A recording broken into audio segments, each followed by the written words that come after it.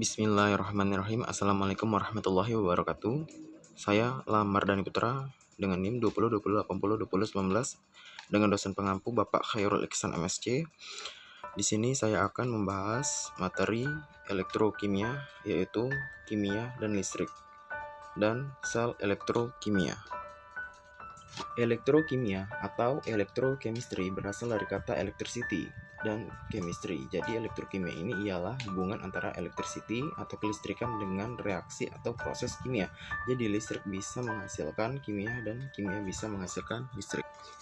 Apa itu elektrokimia? Elektrokimia adalah cabang ilmu kimia fisik yang mempelajari aspek kelistrikan dari reaksi kimia. Jadi sel elektrokimia merupakan pemanfaatan arus listrik yang dihasilkan dari sebuah reaksi kimia atau trik yang menyebabkan terjadinya suatu reaksi kimia. Alasannya, mengapa kita harus mempelajari elektrokimia? Karena elektrokimia mempunyai penerapan penting bagi masyarakat buat di zaman ini. Contohnya smartphone, sel tata surya, baterai, dan produksi hidrogen.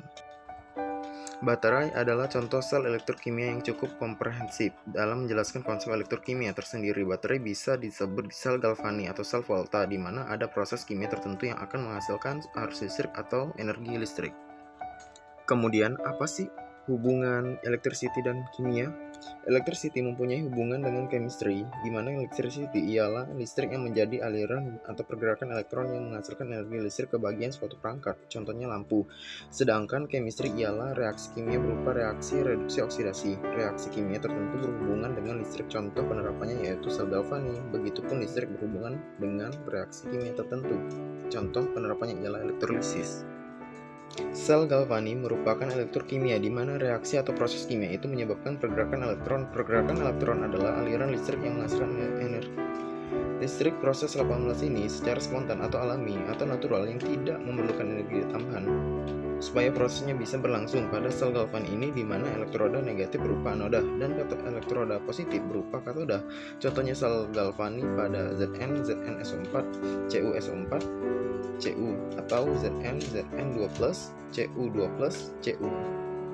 Energi listrik dapat membuat suatu reaksi kimia tidak spontan bisa berlangsung. Gimana ini bisa dilihat dari tabel standar potensial reduksi, di mana jika suatu reaksi di potensial reduksinya tidak sesuai dengan tabel tersebut maka hasilnya tidak spontan tapi bisa berlangsung. Contohnya H2O, yaitu diuraikan menjadi H2 plus O2, di mana jika dilihat hasilnya dengan menerapkan hasilnya pada tabel maka hasilnya tidak spontan karena menyalahi aturan pada tabel standar potensial reduksi seperti berikut hasilnya pada soal O, yaitu oksidasi dan H reduksi, sedangkan pada tabel O reduksi dan H oksidasi, sehingga proses ini tidak spontan karena menyalahi aturan spontanitas reaksi dari tabel standar potensial reduksi, tetapi proses ini bisa berlangsung. Apa itu sel elektrolisis? Sel elektrolisis merupakan proses berkebalikan dari sel galvani atau sel volta, karena di sel elektrolisis ini tidak spontan dan memerlukan energi tambahan. Energi tambahannya itu berupa power supply atau baterai, di mana si baterai atau power supply ini akan memaksakan si energi pada katoda dan anoda. Contoh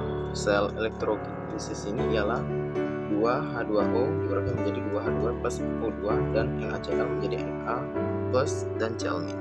Adakah rumus dan contoh soal di elektrokimia ini? Tentunya ada. Berikut rumus dan contoh soal yang bisa kalian lihat, yaitu sebagai berikut. Untuk menentukan potensial sel dengan menerapkan tabel standar potensial reduksi, misalnya dengan melihat tabel standar potensial reduksi, kita bisa menghitung potensial standar sel seperti pada soal ini. 2Ag ditambah 2 Cl- ditambah Cu2+ akan menjadi AgCl ditambah Cu sama dengan plus 0,337 ditambah min 0,222 akan menjadi 0,115. Apa sih hubungan antara energi bebas Gibbs dengan potensial standar? Hubungan antara energi bebas Gibbs dengan potensial standar rumusnya delta G pangkat 0 sama dengan min NF ke pangkat 0, di mana F adalah cos 1 Faraday. Potensial elektroda standar, perubahan beragu bebas Gibbs standar, jumlah mol tekanan yang diubah menjadi produk, reaksi akan spontan jika delta G pangkat 0 kurang dari 0 dan E pangkat 0 lebih dari 0, C sama dengan A kali S, J sama dengan Watt kali S, di mana rumus ini digunakan untuk mengetahui hubungan antara energi bebas Gibbs dengan potensial standar dan untuk mengetahui energi bebas Gibbs yang dihasilkan dari satu sel elektrokimia, atau untuk mengetahui seberapa lama satu sel elektrokimia untuk mengirimkan perangkat tertentu dengan energi yang dibutuhkan jika tertentu. Berikut contoh soal yang bisa kalian lihat. Materi itu saja yang bisa saya sampaikan. Terima kasih. Wassalamualaikum warahmatullahi wabarakatuh.